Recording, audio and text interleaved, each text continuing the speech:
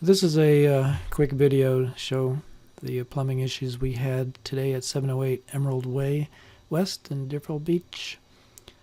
Because we don't touch them. The water was turned off outside on the main valve, but it didn't shut off all the way, and so the top valve was left open to try to bleed some of that off, but apparently didn't work very well because it still continued to leak inside from the other day. Towels underneath are soaked. There's water all underneath the sink, and it spread across the floor and under part of the stove and the refrigerator area. It's gonna build right back up to the PSI. It didn't really get outside of the kitchen area, but the plumber vacuumed it up with his vacuum cleaner.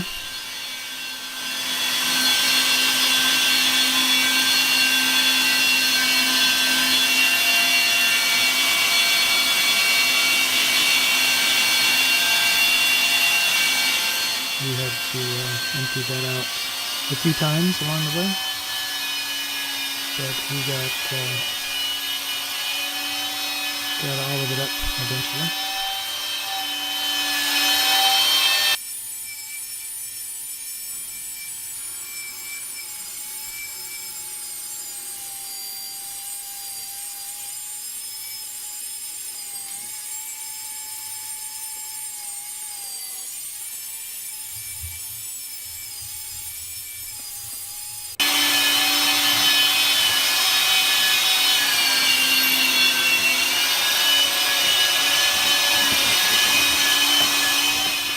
Putting some finishing touches on under the sink before we start working.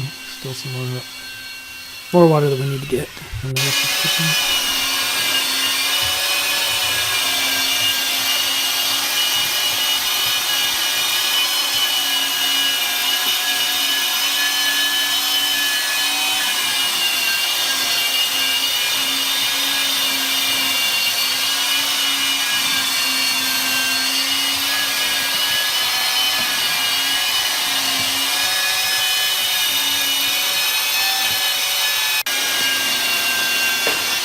Took the bottom panel of the stove and range off so we could make sure we got the water went underneath there a little bit. Make sure we got all that out.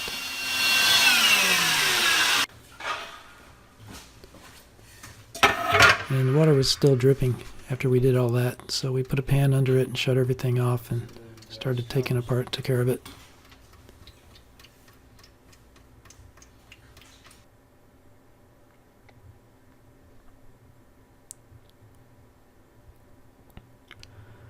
The floor is buckling at the seams in between some of the planks, and the back wall underneath the sink is warped. The valves are multifaceted. This is the leak where it was occurring, and you can see it's all rusted out underneath the bottom of the faucet as well. We took apart the valves and cleaned them out, or he did rather, and completely rebuilt them from the inside. So they work like new now.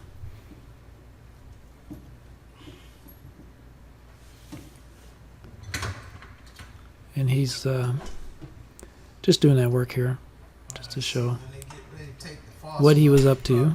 Cut it off. It's all rusted under here. Oh, yeah.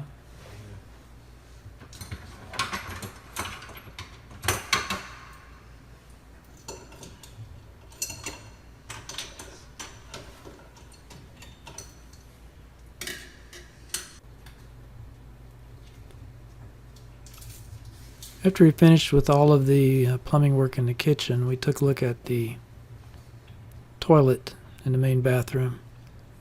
And the flapper in there was all crusted over, and so was the seat, the drain area where the flapper fits, so we had cleaned that out too.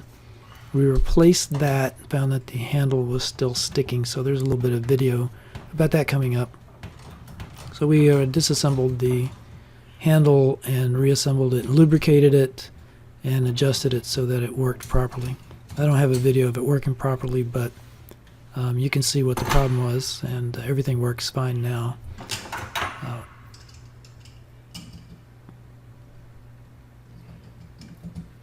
First thing you deal with pump down, when you come across that polybutylene.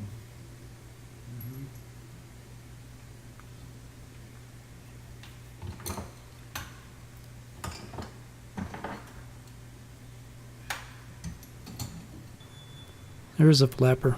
And, this is the new one in place with the area cleaned out. And you can see the problem with the handle sticking here that was causing a problem also with the toilet running. But that's it. Everything was fixed, and we're good to go now.